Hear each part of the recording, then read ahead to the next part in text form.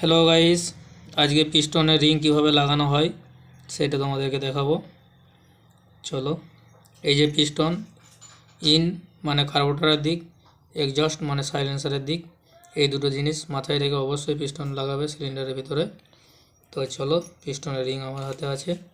প্রথমে লাগাতে হবে অয়েল রিং। অয়েল রিং সর্বসময় এম করে লাগাবে, এম।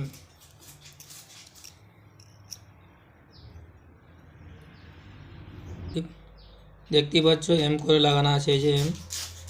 তো অয়েল রিং সর্বসময় এম লাগাবে। কোম্পানি ফিটিং হচ্ছে ডাব্লু, আর যখন আমরা ফিটিং করি সেটা হচ্ছে এম।